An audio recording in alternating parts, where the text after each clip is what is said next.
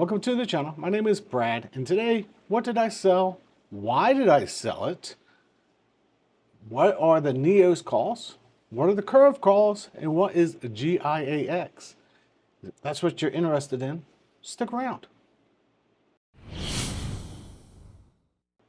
This morning, I made a comment that I was selling my IVV in QQQM, and lo and behold, a kid, yes, a kid, decided to make a comment again. And I keep on saying kids should learn from their elders and not be kids. But he was a kid, just like I pointed out before, and he made a comment. So first of all, on IVV, I just happened to be up 33.9% because I follow a rule-based 200-day simple moving average. If it's above the 200-day simple moving average, I buy.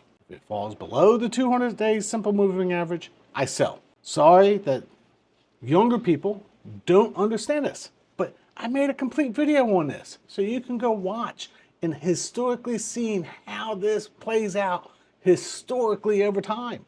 Yes, historically, and you can compare it to everything else. So unfortunately, people make comments on YouTube without thinking. So this morning when I woke up, I see pre-market, SPY was moving below the 200-day simple moving average, and I decided to go ahead and move into SGov and get rid of my IVV, which is the same as SPY, the S&P 500, and hold SGov until SPY moves above the 200-day simple moving average. The rules are very simple. QQQM, based on the Qs, is also below the 200-day moving average. I didn't sell it last Thursday. Kind of was waiting, got kind of a little distracted, but it is going to be below the 200-day moving average, so I sold it. And that is rules-based. Now, if I look at the fear and greed, we've all been saying, be greedy when others are fearful. And that is so true. So my income, I'm not selling anything, not anything at all. That is income. In growth investing, you follow simple rules. Unfortunately, younger people, speculators, don't follow these rules and they get demolished. I may even decide to short the market at some point of time, but I follow simple rules to follow for growth investing, and that is my growth side of my portfolio.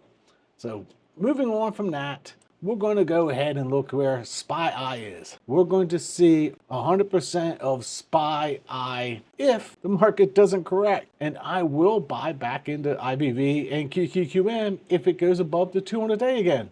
But until then, no, holding it in SGov. Now, GIAX is going to earn 0.5% this week. You can see how far it's down compared to the S&P 500. On the NASDAQ, it's the same thing. QQQI is way up there. They're going to make their 14% and roll their calls at the end of the month unless the markets change. And GIAX is going to make their 0.5% for the week, and they're going to pay us out. If I look at IWMI, they're going down also, but I don't have the Russell as a long-term growth strategy. I only have the others, but I do have IWMI in my portfolio, and you can see where GIAX is. They're going to earn their 0.5% this week, pay you out. That's how they get the 24%. And IWMI is going to make their 14% unless the markets magically change, which I don't see happening anytime soon. If I look at where the Bitcoin is, I keep on telling people my Bitcoin can go to 35,000 and I will be just fine because I'll still be able to pull my 8%. And I'm not going to buy my Bitcoin above 110,000. I'm just going to continue to reinvest and take my 8%. But you can see how far below they are on the calls. No problem there. They're still going to make their 25 to 30% unless magically the market changes. IYRI. That's been an interesting here recently. It goes up, it goes down, it's based on REITs, but if you look where their calls are, they're now still below their calls. It did have a couple touches last week, but hey, If it goes up and touches the first one, no problem. If it goes up and touches the second one, no problem.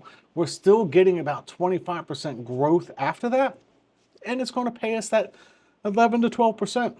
So there is something that's kind of holding its price, is REITs. Now, if I look at the curves, and I'm just going to throw up the curve data real quick, you can see out of the money, they have tons of room to go up, but they're going to collect their premiums and pay it out.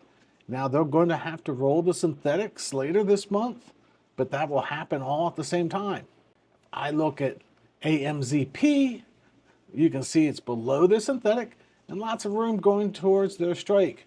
But that is why you are doing cover calls. You're after the income. You're not so much worried about price appreciation, although it's somewhat important. I keep on trying to stress that. I don't necessarily have to have capital appreciation, but some capital appreciation is always appreciated. So AAPY, you can see it's above the synthetic, but lots of room just in case the market changes direction. So Goop, which is on Google, you can see where their calls are. It looks like they're going to make their money coming the end of the month without having to go through the strike price. The same thing can be said about Microsoft or MSFY. They are below the synthetic and lots of room to go north, but we'll see how this plays out in the future. Next we get into Netflix and NFLP, and you can see where that is. Still above the synthetic, well below the call, but you can see how this plays out over time, and you're after those premiums and not going through the strikes. And Tesla is again down. We knew that Tesla would probably go down at this time, but hey, Tesla's down. TSLP will get their money and pay you out as appropriate. So those are where everything is sitting. Don't be afraid if you are a long-term investor. If you're a growth investor, you should have a strategy. I posted that strategy about the 200-day simple moving average 3 months ago, 4 months ago, but nobody watched it. That's okay. You can go watch it now so you can see what I'm talking about and how that has grown over time for growth investors. Income investors, I'm not changing anything. I've said if it goes below the 200, I take my 8% and I reinvest back into it.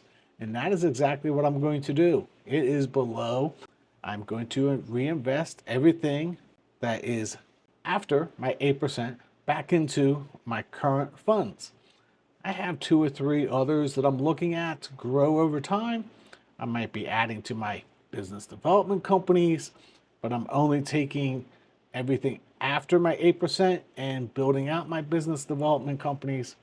And I might be moving into some preferred stocks, single preferred stocks, or some baby bonds.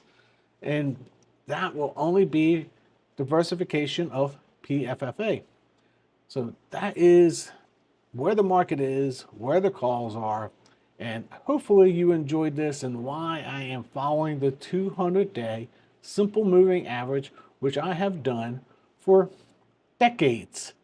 Not weeks, not months, not years, but decades. So until next time, God bless.